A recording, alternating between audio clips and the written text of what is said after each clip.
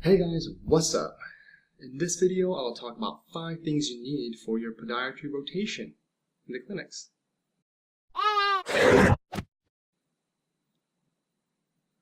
So I've been lately busy submitting my paperwork for the hospital for me to work at them. So I was unable to upload any videos recently, so I apologize for that. But hopefully this video will make it up. First thing that you need, I think one of the most important things to have in your podiatry rotation are snacks.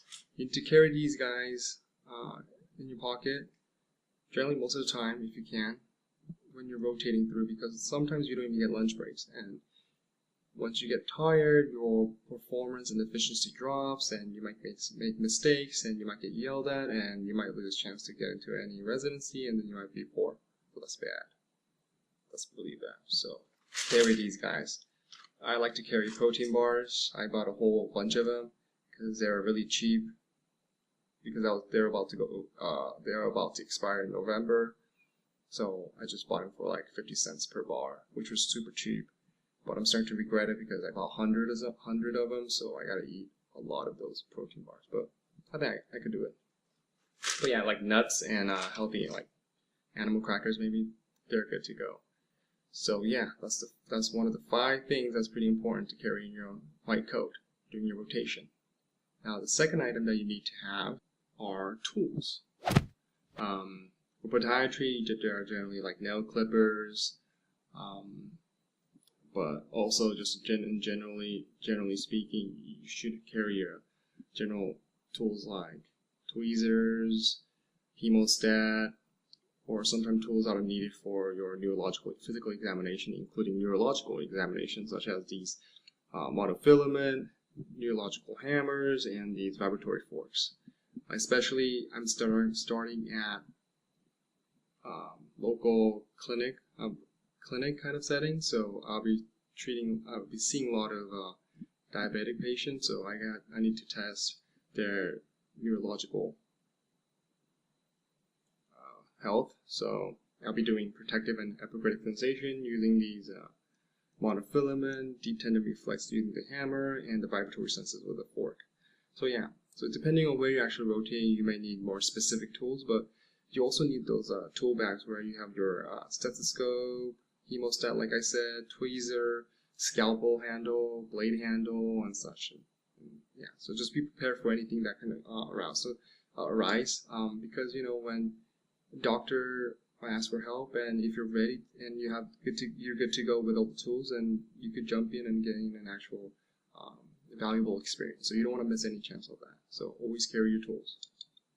So the third thing that you want to have in your pocket is, I can't say the word third right now, it's weird. So the third thing that you need is these little pocket books to keep in your pocket, because it's to take notes. And since I'm just starting out this hospital rotation thing, there's gonna be a lot of things that I don't know, and a lot of mistakes I'm gonna make. But the thing is, you can make mistakes, and it's okay, but as long as you learn from it and you don't make it again. And so to help me do that, I'm gonna write down every single thing that I make a mistake about.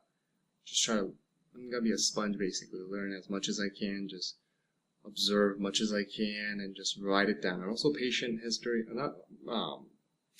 also patient information. I should write it down here in case I forget before I transcribe it to the computer.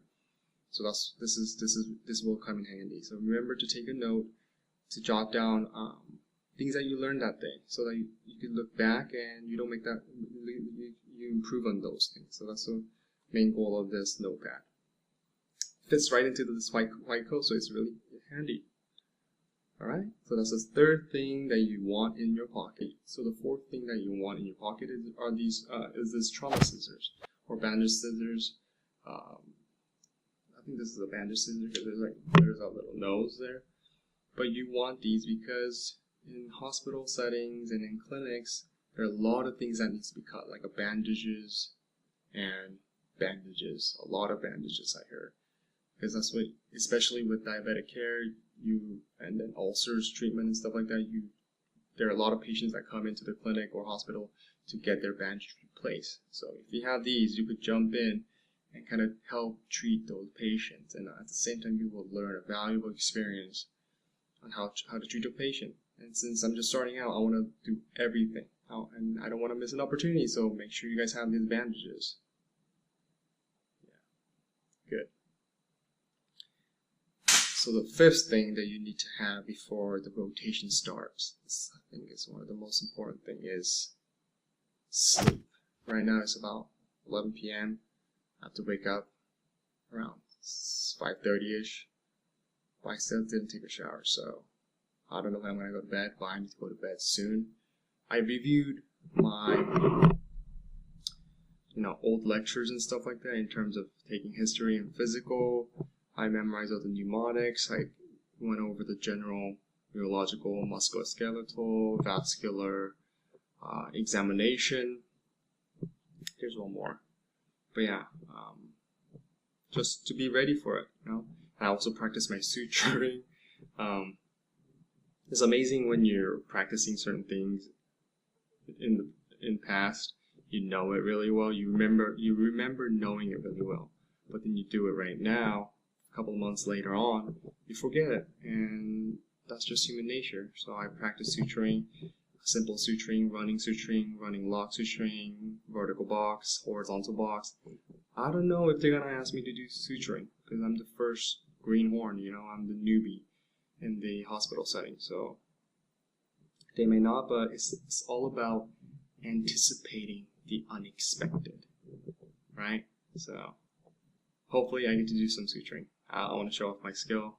Well, there's no skill, but I want to practice my suturing at least. So I'm really excited about it.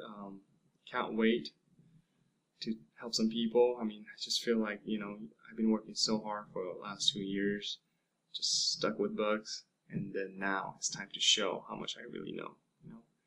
So I'm excited.